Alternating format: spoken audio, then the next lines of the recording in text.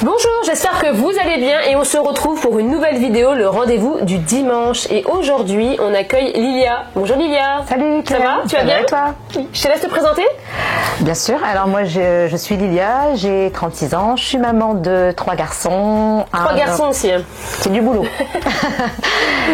Bientôt 13 ans, bientôt 8 ans, le petit dernier qui a 2 ans et demi. Voilà, c'est l'amoureux de Anna alias Poupoula. Mais ça, vous n'avez pas le droit de le savoir. Exactement. Voilà. Bon, sinon, j'espère que ça va, que la route a été bonne pour venir jusqu'ici. Super. Oui, parce que tu as un peu de route quand même. Oui, c'est ça. Moi, je viens de la banlieue lilloise, voilà. Donc 1h30. D'accord.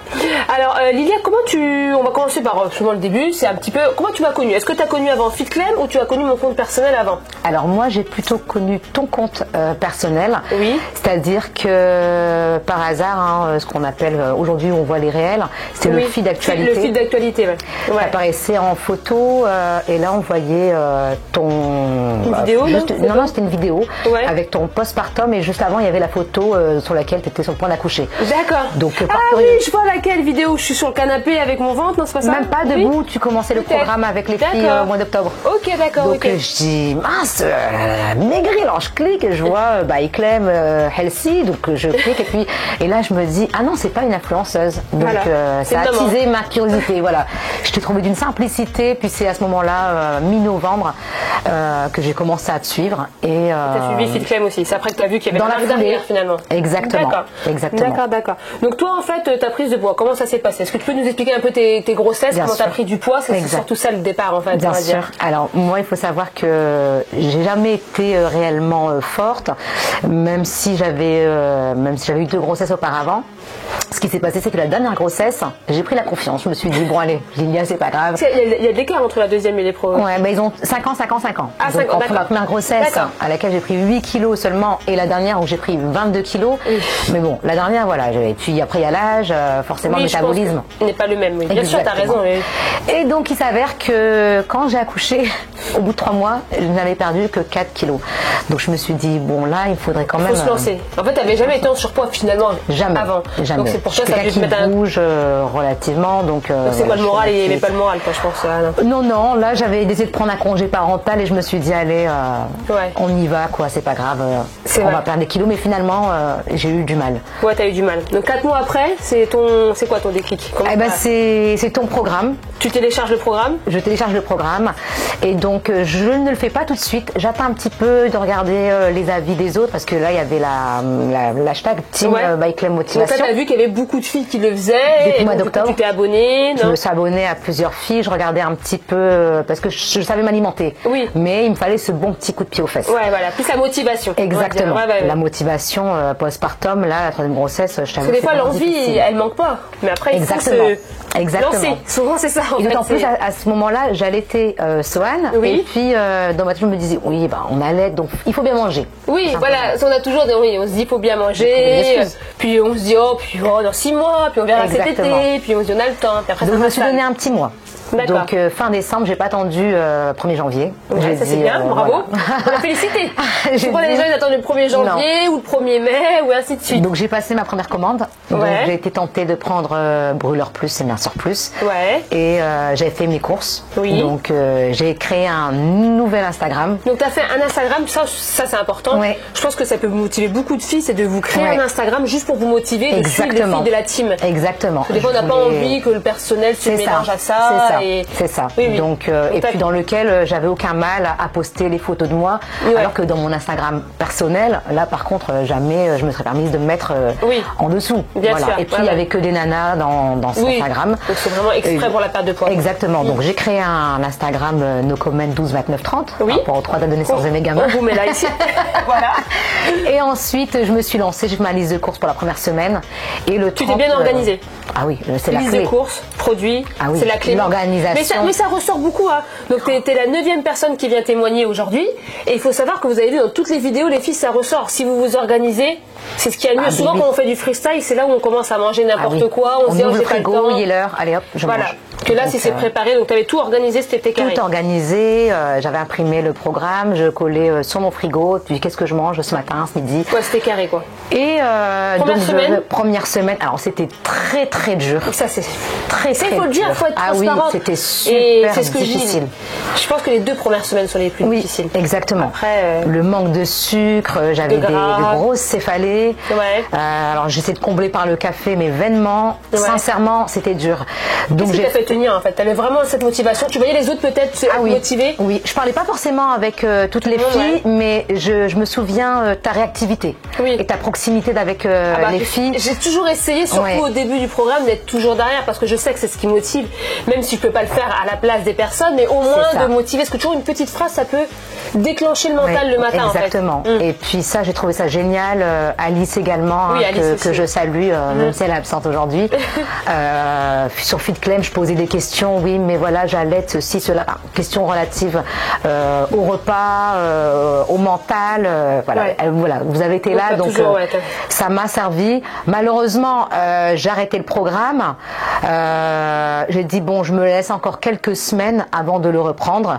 Mais en cette période-là, j'avais déjà perdu quand même 6 kilos. Donc ça, t'avais quoi, 2 semaines de programme? Non. 2 semaines et demie de programme. J'ai fait quasiment 3 semaines, t'avais perdu 6 kilos. 6 kilos. Donc ça, c'était une première étape de ta perte de poids. Premier essai du programme FitClaim. Et là, le 15 avril 2020, avec Power, la provençale, Girl Power, qui est génial. Coucou Claire. Sans se connaître, on a commencé le même jour, avec quasiment le même poids de départ, et à la fin, on s'est retrouvé avec le même poids. Claire aussi, elle avait bien perdu. Pendant le confinement. Et là, je me suis dit, là, c'est la deuxième fois, il n'y a pas de deuxième échec. Même si, moi, je dis tout le temps, quand on tombe, il faut se relever. Exactement. Il y a pas. En fait, l'essentiel, c'est de se reprendre. C'est ça. Souvent, on n'y arrive pas du premier coup. Exactement. La route, elle n'est pas droite, on va réussir. Elle n'est pas stable. Mais c'est pas parce que tu as échoué une fois qu'il faut pas recommencer. Ah non, j'ai recommencé. Et là, la perte, elle a été plus rapide. Du fait que justement pendant ces 2-3 mois, j'essayais de bien m'alimenter. Donc tu n'avais pas repris les 6 kilos finalement? Je les avais pas repris. D'accord, donc tu avais toujours tes moins 6. Exactement. Et tu avais stagné. Je continuais de prendre tes produits. Et là, 15 avril, là j'ai enchaîné le programme mais sans m'arrêter. Et là tu l'as fait carré? Ah oui, là je l'ai fait carré. C'est important de le faire carré. Exactement. Donc, et après c'était d'une facilité, mais je connaissais par cœur ce que je devais manger, semaine 2, semaine 3. Et puis il y avait une véritable entraide. Il y avait Véro, que je salue également, qui avait créé à ce moment-là, la team mi-2020, la team. Et là, voilà, j'étais partie, quoi. Je regardais plus derrière moi. Je disais, Lilia revient on fire. C'est bien, mais bravo, c'est bien, c'est bien. C'est ça qu'il faut en fait. Après, c'est sûr que les 2 premières semaines, ils sont durs psychologiquement et tout.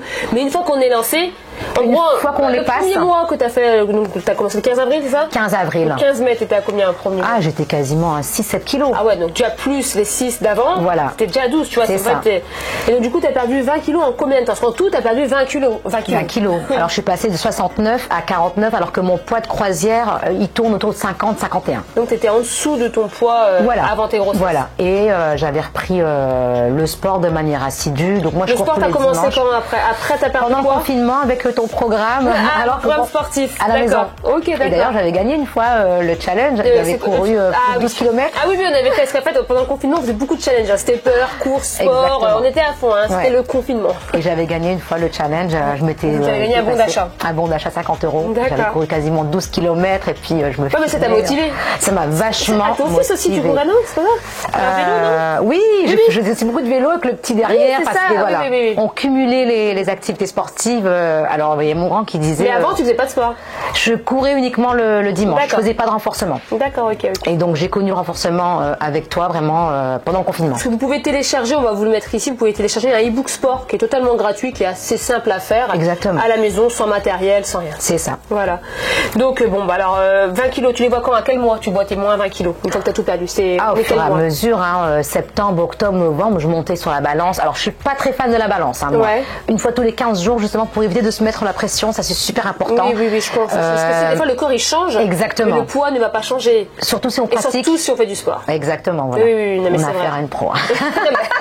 C'est carré normalement, mais c'est vrai que quand on fait du sport, le muscle en fait il va peser le même poids que du gras, sauf que le gras ça déborde. Exactement. Et que le muscle est un peu bien taillé. C'est ça.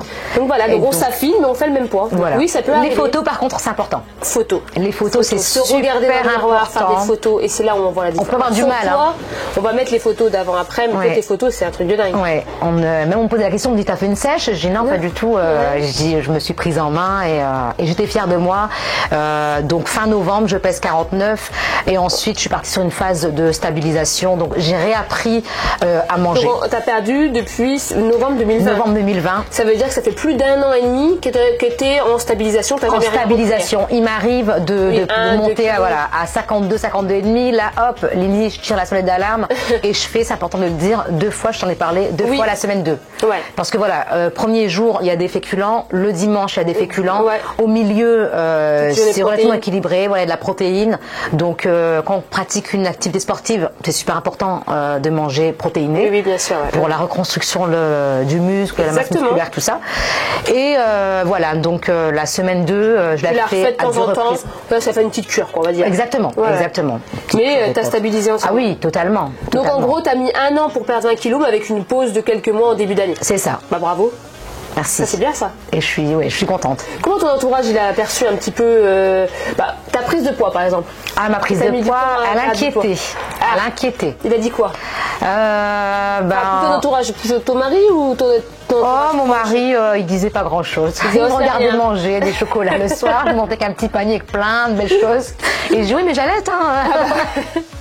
Mais c'est plus dans la famille, dans mon entourage. Ouais, c'est plus ça. Ouais, franchement, on me disait mais c'est bien, tu retrouves ta taille. Et puis j'en parlais pas forcément.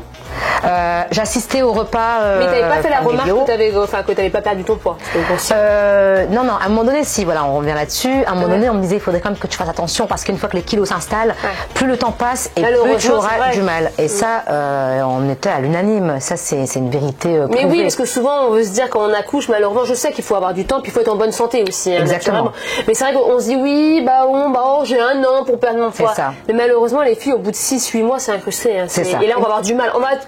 Ça va être plus facile de perdre du poids juste après l'accouchement que d'attendre 6 mois, 1 an. C'est l'erreur que j'ai faite. Oui. Mais paradoxalement, c'est important de le dire aussi, faut pas non plus trop se mettre la pression. Non.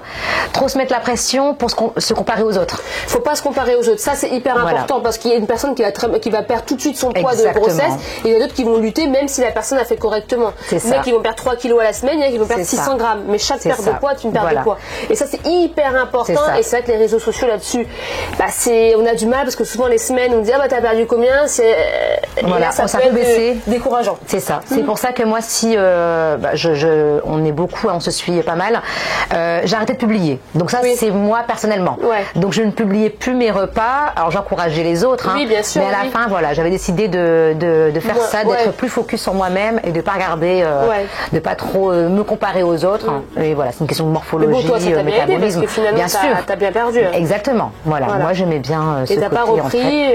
Ton alimentation a changé un petit peu par rapport au programme ou non? Ah non, moi aujourd'hui, que ce soit pour tu manges bien équilibré, féculents, protéines, légumes, je me fais des plaisirs, bien sûr, zéro frustration. Exactement. Mais voilà, moi je pense que la clé de la réussite, c'est organisation, ne pas être frustré, ne pas voir le programme comme quelque chose de drastique, régime. Alors moi, c'est un mot que je déteste, régime. Je parle plutôt de rééquilibrage alimentaire. Oui, là. Donc moi, je t'ai toujours dit, le programme m'a vraiment aidé à bien m'alimenter. Oui. Je savais m'alimenter d'antan, mais ensuite, voilà, avec la grossesse, les kilos qui se sont accumulés, j'avais laissé tomber et je me suis dit, à un moment donné, je me suis même dit, c'est tout, si maintenant je dois faire du 42, je ferai du 42. Ah ouais, d'accord, tu t'étais vraiment... Ah ouais.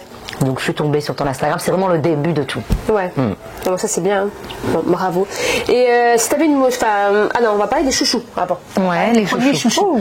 Donc ta première commande Sweet Clem, tu l'as fait donc au moment que juste avant que je commence, donc fin décembre. D'accord. Et donc du coup, on va parler de quelques produits, on va pas tous les mettre. Mais donc tu nous as parlé du drainer. Donc ça c'est un produit que tu as pris depuis le début. Tous les matins, que je prends encore actuellement. Que tu prends toujours actuellement. Ouais. Donc ça voilà. Hop.